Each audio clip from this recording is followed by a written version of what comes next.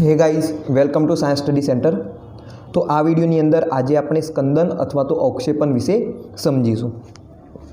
હવે આપણે જો જળ વિરાગી સોલની વાત કરીએ, જળ વિરાગી સોલ, તો જળ વિરાગી સોલ કેવા હોય? અસ્થાયી હોય। જળ વિરાગી સોલને જો સ્થાયી કરવા હોય તો આપણે શું કરીએ? એની અંદર અલ્પ પ્રમાણમાં વિદ્યુત વિભાજ્ય ઉમેરીએ। વિદ્યુત વિભાજ્યથી શું થશે? તો જે પણ કલીલ કણો હશે એ કલીલ કણો પર પસંદગી મુજબ આયનોનું અધિશોષણ થશે। માની લો કે આ છે કલીલ કણો અને આ કલીલ કણો પર ઋણ આયનનું અધિશોષણ થઈ ગયું તો શું થઈ જશે? ઋણ વીજભારિત સોલ બની જશે।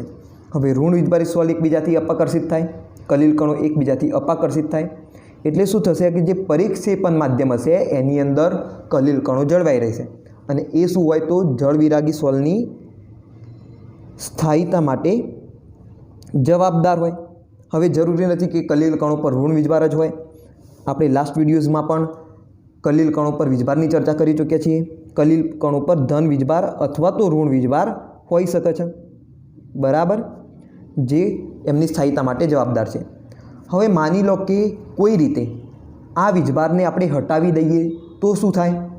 જો આપણે આ વીજભારને હટાવી દઈશું તો કલીલ કણો એકબીજાની નજીક આવશે, સમુચ્ચયિત થઈ જશે, એકબીજા સાથે જોડાઈ જશે અને મોટો કણ બનાવશે અને ગુરુત્વ બળની અસર હેઠળ આ જે મોટા કણો હશે એ શું થઈ જશે? તો જે પાત્ર હશે એ પાત્રના તળિયે બેસી જશે। તો જે કલીલ કણોની પાત્રના તળિયે બેસી જવાની ઘટના હતી એ ઘટનાને સ્કંદન અથવા તો કલીલમય સોલનું અવક્ષેપણ કહે છે, બરાબર। આ જે કલીલ કણોના તળિયે બેસવાની જે ક્રિયા છે એને જ શું કહેવામાં આવે છે? સ્કંદન અથવા તો અવક્ષેપણ કહેવામાં આવે છે। તો એની ચર્ચા આપણે આજે આ વિડીયોની અંદર કરવાના છીએ। હવે આવું જે અવક્ષેપણ કરાવવું હોય કલીલમય સોલનું તો એના માટેની ઘણી બધી રીતો છે। હવે એમાંની કેટલીક રીતોનો આજે આપણે અભ્યાસ પણ કરીશું। તો ફરીથી એકવાર સમજી લો, જળ વિરાગી સોલના કલીલ કણો પરનો વીજભાર કોઈ રીતે હટાવી દઈએ। દાખલા તરીકે આપણે વધુ પ્રમાણમાં વિદ્યુત વિભાજ્ય ઉમેરતા જઈએ। ઓછા પ્રમાણમાં જો વિદ્યુત વિભાજ્ય ઉમેરીશું તો એ જળ વિરાગી સોલની સ્થાયીતા માટે જવાબદાર બનશે। અલ્પ પ્રમાણમાં વિદ્યુત વિભાજ્ય એ જળ વિરાગી સોલની સ્થાયીતા માટે જવાબદાર છે। પરંતુ જળ વિરાગી સોલમાં જો વધુ પ્રમાણમાં વિદ્યુત વિભાજ્ય ઉમેરવામાં આવે તો કલીલ કણોનું સ્કંદન થાય છે। હવે કેમ સ્કંદન થાય છે? કારણ કે જો તમે વધુ પ્રમાણમાં વિદ્યુત વિભાજ્ય ઉમેરતા જશો તો કલીલ કણો પરનો વીજભાર વિરુદ્ધ વીજભાર ધરાવતા આયનોથી તટસ્થીકરણ પામે છે અને કલીલ કણો હવે તટસ્થ બની જાય છે।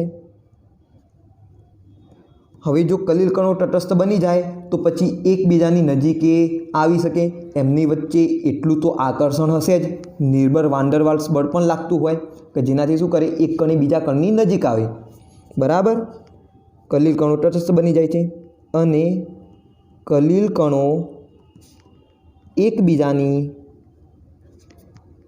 નજીક આવી જોડાઈને મોટા કણો બનાવે છે જે ગુરુત્વ બળની અસર હેઠળ પાત્રના તળિયે બેસી જાય છે। આ ઘટનાને સ્કંદન કહે છે। ક્લિયર છે? તો સ્કંદનને આપણે ડિફાઇન કરી શકીએ કે કલીલ કણોનું એકબીજા સાથે જોડાઈને કલીલ કણો એકબીજા સાથે જોડાઈને મોટો કણ બનાવે છે અને જે પાત્રના તળિયે બેસી જાય છે. આ ક્રિયાને સ્કંદન કહે છે. એટલે કે કલીલ કણો એકબીજા સાથે જોડાઈને મોટો કણ બનાવીને પાત્રના તળિયે બેસી જાય છે. આ ક્રિયાને સ્કંદન અથવા તો કલીલમય સોલનું અવક્ષેપન કહે છે. હવે કલીલમય સોલનું જો અવક્ષેપન કરાવવું હોય, આપણે જો સ્કંદન કરાવવું હોય તો આપણે ઘણી બધી રીતોનો ઉપયોગ કરી શકીએ. હવે પ્રશ્ન થાય કે સ્કંદન કેમ કરવાની જરૂર પડે? તો મે બી જે પરિક્ષેપિત કલા હોય અને પરિક્ષેપણ માધ્યમ હોય એમને આપણે એકબીજાથી અલગ કરવા હોય આપણી જરૂરિયાત પ્રમાણે, તો આપણે શું કરવું પડશે? કલીલ કણોનું અવક્ષેપન કરાવવું પડશે, એમનું સ્કંદન કરાવવું પડશે. અને જેના માટેની કેટલીક રીતો છે.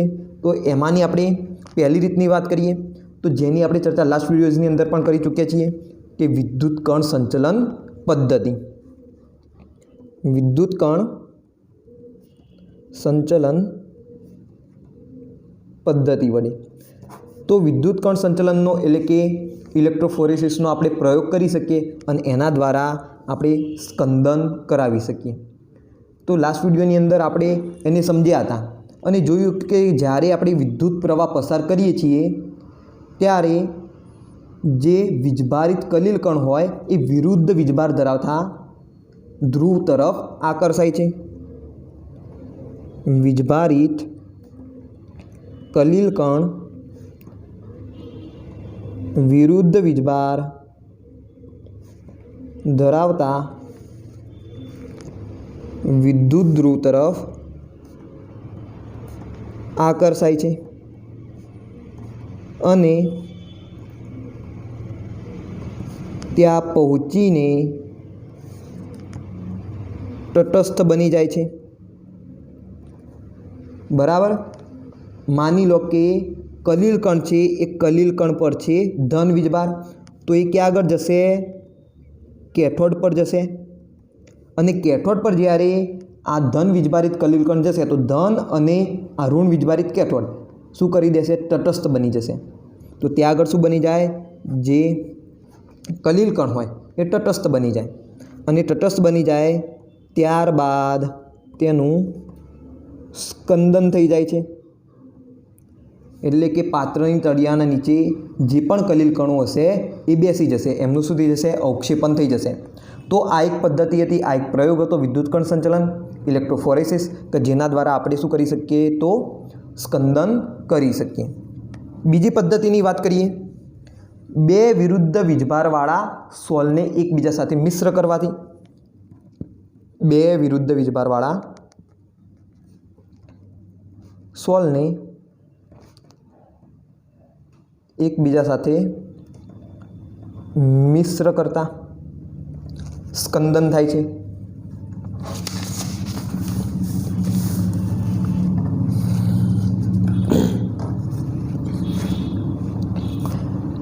તો જ્યારે આપણે બે વિરુદ્ધ વીજભારવાળા સોલને એકબીજા સાથે મિશ્ર કરીએ છીએ લગભગ સરખા પ્રમાણમાં, તો શું થશે? એ બંને વિરુદ્ધ વીજભારવાળા કલીલમય કણો એકબીજા પરના વીજભારને તટસ્થ કરી દેશે. હવે એકબીજાના જો વીજભારો તટસ્થ થઈ જાય તો હવે કલીલ કણો તટસ્થ થઈ ગયા. કલીલ કણો જો તટસ્થ થઈ જાય તો પછી શું થઈ જાય? એકબીજા સાથે જોડાઈ જાય અને મોટો કણ બનાવી દે. અને મોટો કણ હોય એ પછી શું થશે? તો ગુરુત્વ બળની અસર હેઠળ પાત્રના તળિયે બેસી જશે, એનું અવક્ષેપન થઈ જશે, એનું સ્કંદન થઈ જશે. તો આ રીતે પણ આપણે શું કરાવી શકીએ? સ્કંદન કરાવી શકીએ. તો જ્યારે બે વિરુદ્ધ વીજભારવાળા સોલને એકબીજા સાથે મિશ્ર કરીએ છીએ ત્યારે વિરુદ્ધ વીજભારવાળા કલીલ કણો એકબીજા પરનો વીજભાર નષ્ટ કરે છે અને કલીલ કણો તટસ્થ બની જાય છે.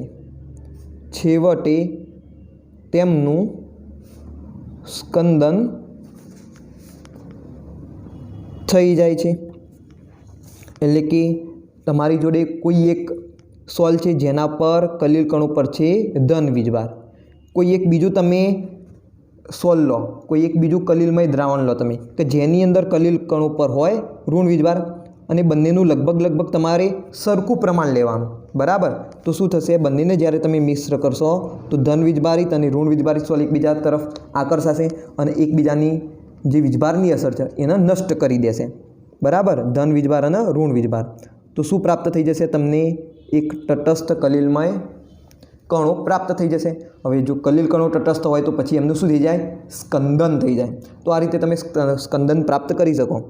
ઉદાહરણ તરીકે તમે લઈ શકો ફેરિક હાઇડ્રોક્સાઇડ।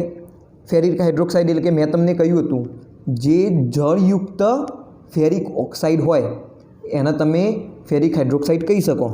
એટલે કે આપણે લઈએ જળયુક્ત ફેરિક ઓક્સાઇડ, બરાબર, Fe2O3 × XH2O, બરાબર। તો તમને ખ્યાલ છે કે Fe2O3 × XH2O એ શું કરે, Fe3+ આયનનું અધિશોષણ કરે। એટલે કે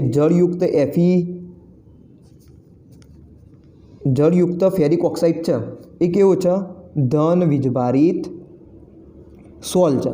તો ધન વીજભારિત સોલની સામે તમે લઈ લો કોઈ એક ઋણ વીજભારિત સોલ, દાખલા તરીકે આર્સેનિયસ સલ્ફાઇડ, આર્સેનિયસ સલ્ફાઇડ, બરાબર, As2S3। આર્સેનિયસ સલ્ફાઇડ શું છે, એક ઋણ વીજભારિત સોલ છે। આપણે તફાવત જોયો તો ધન વીજભારિત સોલ અને ઋણ વીજભારિત સોલ। તો જે ઓક્સાઇડ હોય ધાતુના એ ધન વીજભારિત હોય, જ્યારે જે સલ્ફાઇડ હોય એ કેવા હોય, ઋણ વીજભારિત સોલ હોય। તો બંનેના દ્રાવણોને આપણે જો મિશ્ર કરીએ તો શું થશે, એકબીજાની જે વીજભારની અસર છે એને નષ્ટ કરી દેશે। તો આ બંનેના મિશ્રણ તમને શું આપશે, તો સ્કંદન આપશે। આ બંનેને જ્યારે તમે મિશ્ર કરશો તો તમને શું પ્રાપ્ત થશે, સ્કંદન પ્રાપ્ત થશે। ક્લિયર છે। તો આવા તમે કોઈ પણ ઉદાહરણ લઈ શકો કે જેમાં એક તમે લો ધન વીજભારિત સોલ અને સામે બીજો લો તમે ઋણ વીજભારિત સોલ। જેમ કે અહીંયા આગળ આપણે લીધો છે જળયુક્ત ફેરિક ઓક્સાઇડ કે જે છે ધન વીજભારિત સોલ, અને સામે તમે શું લેશો, આર્સેનિયસ સલ્ફાઇડ, તો જે શું છે, ઋણ વીજભારિત સોલ છે। બંને મિશ્ર થશે એટલે શું થઈ જશે, આયનોનું તટસ્થીકરણ થઈ જશે, કલીલ કણોનું શું થઈ જશે, વીજભારનું તટસ્થીકરણ થઈ જશે, અને તમને પછી શું મળશે, અવક્ષેપન પ્રાપ્ત થશે અથવા તો સ્કંદન પ્રાપ્ત થશે। હવે અહીંયા આગળ જરૂરી નથી કે ભાઈ સંપૂર્ણ સ્કંદન પ્રાપ્ત થાય, અંશતઃ સ્કંદન પણ પ્રાપ્ત થઈ શકે। એટલે કે અંશતઃ અથવા સંપૂર્ણપણે સ્કંદન પ્રાપ્ત થાય છે। ક્લિયર છે। તો આ એક બીજી મેથડ હતી જેના આધારે તમે સ્કંદન પ્રાપ્ત કરી શકો। ચલો થર્ડ મેથડની વાત કરીએ, ઉકાળતા। તમે સોલને શું કરો, ઉકાળો, બોઇલ કરો એને। હવે તમે અહીંયા આગળ ઉકાળો છો એનો મતલબ કે તમે એને ગરમી આપો છો, તમે એમને તાપમાન આપો છો। હવે તમે એને જો તાપમાન આપશો તો શું થશે, એને ઉર્જા મળશે। હવે જો કોઈ પણ કણોને ઉર્જા મળે તો પછી શું કરે, એ દ્રાવણની અંદર વધુ પ્રમાણમાં હલનચલન કરે, વધુ પ્રમાણમાં શું કરશે, હેરફેર કરશે।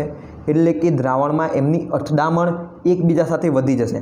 હવે જો કલીલ કણો એ પરિક્ષેપણ માધ્યમ સાથે તેમજ પોતાના જ કણ સાથે જો એકબીજા સાથે અથડાય તો પછી શું થાય, એમના પરનો જે વીજભાર હોય એ વિક્ષેપિત થઈ જાય। જે આયનોનું અધિશોષણ થયેલું હશે એમાં ખલેલ પહોંચશે, બરાબર, અને ધીરે ધીરે વીજભાર નષ્ટ થતો જશે। જો આ રીતે વીજભાર નષ્ટ થતો જાય તો છેવટે તમને શું પ્રાપ્ત થઈ જાય, તટસ્થ કલીલ કણ પ્રાપ્ત થઈ જાય। અને જો તટસ્થ કલીલ કણ પ્રાપ્ત થાય તો પછી એનું શું થઈ જશે, સ્કંદન થઈ જશે। ક્લિયર છે વાત। તો અહીંયા આગળ આપણા સ્કંદનનો શું બેઝિસ છે, તો આપણે સ્કંદન પ્રાપ્ત કરવા માટે આપણે બેઝિકલી જે વીજભાર હતો એ વીજભારને જ આપણે નષ્ટ કરીએ છીએ। કોઈપણ રીતે તમે કલીલ કણો પરનો વીજભાર નષ્ટ કરી દો, એ ધન વીજભાર હોય અથવા તો ઋણ વીજભાર હોય, એને ગમે તે રીતે નષ્ટ કરી દો તો તમને શું પ્રાપ્ત થઈ જશે, તટસ્થ કલીલ કણ પ્રાપ્ત થઈ જશે। અને જો જળ વિરાગી સોલની અંદર તટસ્થ કલીલ કણ હોય તો એમનું તો તમને ખ્યાલ જ છે, શું થઈ જશે? સ્કંદન થઈ જશે। કારણ કે જળ વિરાગી સોલમાં જો આપણે જોઈએ તો જે પણ કલીલ કણ હોય એ પરિક્ષેપણ માધ્યમથી અપાકર્ષિત થતો હોય, બરાબર। એ હંમેશા પરિક્ષેપણ માધ્યમના જે કણો હશે એનાથી દૂર જ રહેતો હશે, અને એટલે શું થઈ જાય? તરત એનું અવક્ષેપણ થઈ જાય। તો ઉકાળતાની વાત કરીએ આપણે શું કરીશું? સોલને બોઇલ કરીશું। તો સોલને ઉકાળતા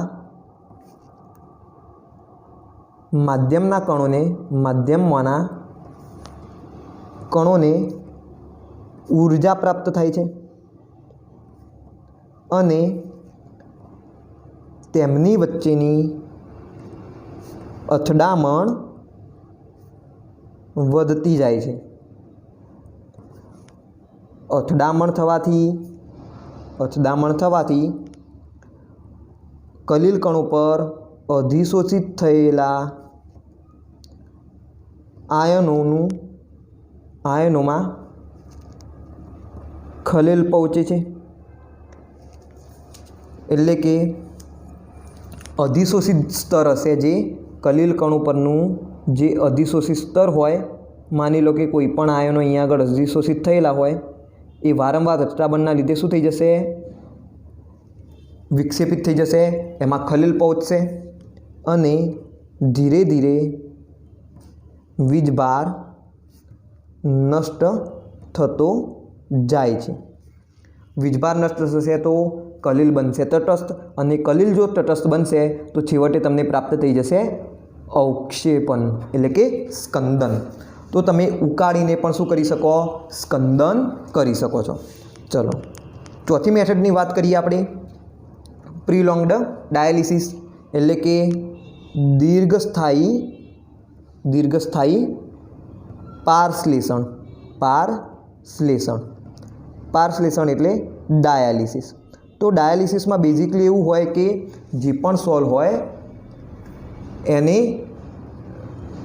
સૂક્ષ્મ છિદ્રો ધરાવતા પડદામાંથી પસાર કરવામાં આવે, તો જેના દ્વારા શું થશે? જે પણ પરિક્ષેપણ માધ્યમ હશે અને પરિક્ષેપિત કલા હશે, એટલે કે કલીલ કણો, એ એકબીજાથી દૂર થઈ જશે, બરાબર। એટલે કે તમે અહીંયા આગળ કહી શકો જે કે કલીલ કણો હોય એમનું શું થઈ જાય? સ્કંદન થઈ જાય, બરાબર છે।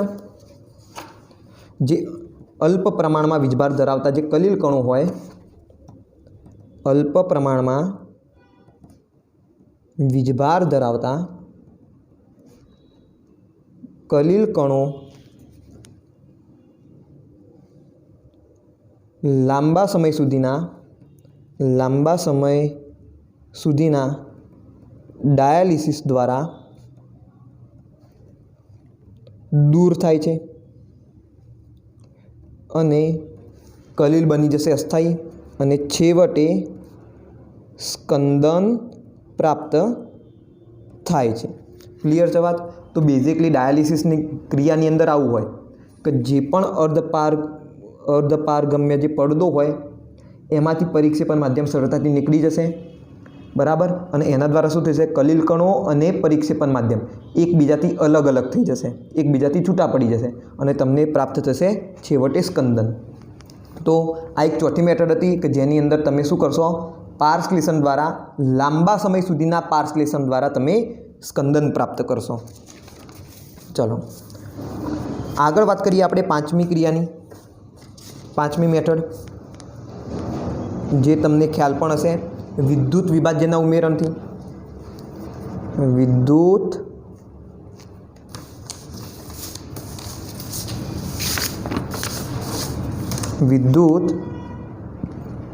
વિભાજ્યના ઉમેરણથી। તો અત્યાર સુધી તમને એટલો તો ખ્યાલ આવી ગયો હશે કે જો તમે અલ્પ પ્રમાણમાં વિદ્યુત વિભાજ્ય ઉમેરશો તો જે જળ વિરાગી સોલ હશે એ સ્થિરતા પ્રાપ્ત કરશે। અલ્પ પ્રમાણમાં વિદ્યુત વિભાજ્ય ઉમેરવાથી સોલ સ્થિરતા પ્રાપ્ત કરે છે, પરંતુ જો વધુ પ્રમાણમાં વિદ્યુત વિભાજ્ય ઉમેરવામાં આવે તો સ્કંદન પ્રાપ્ત થાય છે। તો હમણાં જ થોડી વારમાં આપણે આ જ ચર્ચા કરી હતી કે જો તમે વધુ પ્રમાણમાં વિદ્યુત વિભાજ્ય ઉમેરશો તો સ્કંદન પ્રાપ્ત થશે। કેમ સ્કંદન પ્રાપ્ત થશે? તો જે કલીલ કણો હોય એ કલીલ કણો વિરુદ્ધ વીજભાર ધરાવતા વિરુદ્ધ વીજભારવાળા આયનોથી તટસ્થ થઈ જાય છે। તટસ્થ થઈ જાય છે। કલીલ કણો એકવાર તટસ્થ થયા ત્યારબાદ એમનું શું થશે? સ્કંદન થશે। ક્લિયર છે વાત? બરાબર। હવે અહીંયા આગળ જે આયનો કણો પરના વીજભારને તટસ્થીકરણ કરે છે, જે આયનો કણો પરના વીજભારના તટસ્થીકરણ માટે જવાબદાર છે, એને કહેવામાં આવે છે સ્કંદન કરતા આયનો। તો જે આયનો કણો પરના વીજભારને તટસ્થ કરવા માટે જવાબદાર છે તેને સ્કંદન કરતા આયનો કહે છે। કયા આયનો કહીશું? એમને આપણે કહીશું સ્કંદન કરતા આયનો। ઓકે, માની લો કે અહીંયા આગળ કલીલમય સોલ છે અને એની અંદર કલીલ કણો પર છે ધન વીજભાર। કલીલ કણો પર કેવો છે? ધન વીજભાર। હવે ધન વીજભારિત કલીલ કણો હોય તો એકબીજાથી અપાકર્ષિત થવાના, દ્રાવણની અંદર જળવાઈ રહેશે। અહીંયા આગળ આપણી પાસે શું છે? અત્યારે એક ધન વીજભારિત સોલ છે। હવે આની અંદર આપણે ધીરે ધીરે NaCl ઉમેરતા જઈશું। થોડું NaCl ઉમેરીશું એ વખતે તો કોઈ ફરક પડશે નહીં, પરંતુ જેમ જેમ વધુ પ્રમાણમાં આપણે NaCl ઉમેરતા જઈએ તો શું થાય? દ્રાવણમાં Na+ અને Cl- આયનોનું પ્રમાણ વધતું જાય। શું થાય? Na+ અને Cl- આયનોનું પ્રમાણ વધતું જાય। હવે અહીંયા આગળ જુઓ, કલીલ કણો પર છે ધન વીજભાર। આ પ્લસ સાઇનવાળા બધા શું દર્શાવે છે? ધન વિજભારિત કલીલ દર્શાવે છે। બરાબર? આ પ્લસવાળી સંજ્ઞા શું સમજો તમે? ધન વિજભારિત કલીલ કણો સમજો। ધન વિજભારિત કલીલ કણો છે તો એની પ્રત્યે કોનું આકર્ષણ હોય? તો આ ઋણ વિજભારિત Cl- નું આકર્ષણ હોય। તો જેમ જેમ વિદ્યુત વિભાજ્ય વધારે પ્રમાણમાં ઉમેરતા જશો, NaCl વધુ પ્રમાણમાં ઉમેરતા જશો તો Cl- આયનો આ ધન વિજભારિત જે કલીલ કણો છે એની ફરતે જોડાઈ જશે અને આ ધન વિજભારને શું કરી દેશે? ન્યુટ્રલ એટલે કે તટસ્થ કરી દેશે। ખ્યાલ આવે છે? તો હવે શું થઈ ગયું? જે કલીલ કણ હતો કે જેની ઉપર ધન વીજભાર હાજર હતો એ ધન વીજભારના Cl- શું કરી દીધા? તટસ્થ કરી દીધા। તો કલીલ કણો હવે થઈ ગયા તટસ્થ। કલીલ કણો પરનો વીજભાર દૂર થઈ ગયો। કલીલ કણો પરનો વીજભાર દૂર થઈ ગયો તો હવે શું થશે? આ કલીલ કણો એકબીજાની નજીક આવી જશે અને એમનું શું થઈ જશે? સ્કંદન થઈ જશે। તો અહીંયા આગળ આ જે Cl- આયન છે એ શું કરે છે? કલીલ કણ પરના વીજભારને તટસ્થ કરે છે। તો એના આપણે કહીશું સ્કંદન કરતા આયન। તો વિદ્યુત વિભાજ્યની અંદર બે આયનો હતા, Na+ હતો, Cl- આયન હતો, પરંતુ સ્કંદન કોણ કરાવે છે? તો Cl-. Na+ આયન ક્યાં સ્કંદન કરાવે છે? તટસ્થીકરણ કોને કર્યું? Cl- કર્યું। તો Cl- આયનને તમે કહેશો સ્કંદન કરતા આયન। ક્લિયર છે ખ્યાલ? હવે જુઓ, માની લો કે અહીંયા આગળ તો ધન વીજભાર હતો, પરંતુ માની લો કે કલીલ કણો પર ઋણ વીજભાર હોય, કલીલ કણો પર હોય ઋણ વીજભાર, તો એવા સમયે Na+ આયન તટસ્થીકરણ કરશે। આ Na+ આયન શું કરશે? આ ઋણ વીજભારિત કલીલ કણો હોય એટલે કે કલીલ કણો પર જે પણ ઋણ વીજભાર હાજર હશે, હવે ઋણ વીજભાર કોઈ આયનના લીધે હાજર હશે તો એ Na+ આયન એ ઋણ આયન સાથે જોડાઈ જશે અને કલીલ કણો પછી શું બની જશે? તટસ્થ બની જશે। તો હવે સ્કંદન કોને કરાવ્યું? Na+ કરાવ્યું। તો અહીંયા આગળ આ કિસ્સામાં સ્કંદન કરતા આયન કોણ હશે? સ્કંદન કરતા આયન Na+ હશે। તો પછી સ્કંદન કરતા આયન વિદ્યુત વિભાજ્યમાંનો કોઈ પણ આયન હોઈ શકે। એ કોના ઉપર આધાર રાખશે? તો કલીલ કણો પર વીજભાર કેવા પ્રકારનો છે એ આધાર રાખશે। તો તમારે હવે નક્કી કરતા આવડવું પડે કે કલીલ કણો પર વીજભાર જો ધન હોય તો સ્કંદન કરતા આયન ઋણ વીજભાર હશે એટલે કે ઋણ આયન હશે। જો કલીલ કણો પર વીજભાર ઋણ હોય તો પછી સ્કંદન કરતા આયન ધન વીજભાર ધરાવતો કોઈ આયન હશે। તો એ હવે તમારે જાતે શોધવાનું રહેશે। ખ્યાલ આવી ગયો? ઓકે, તો એ તમને જાતે ઓળખતા આવડવું જોઈએ। કે પછી સ્કંદન કરતા આયન વિદ્યુત વિભાજ્યમાંનો કયો આયન બનશે? ખ્યાલ આવે છે?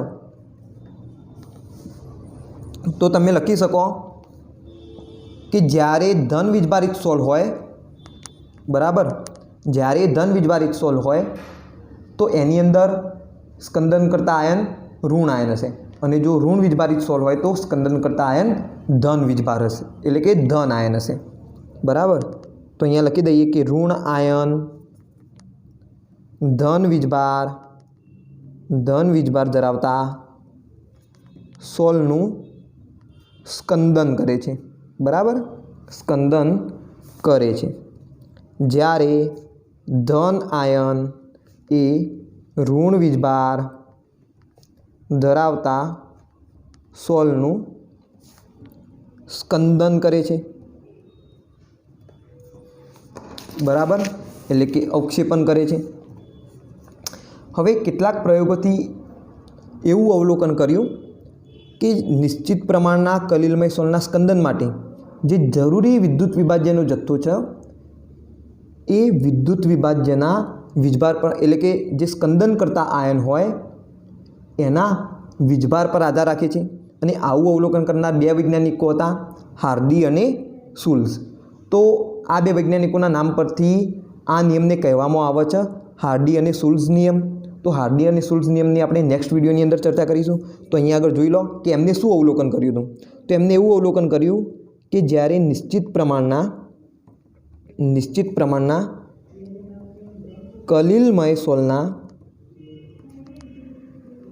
સ્કંદન માટે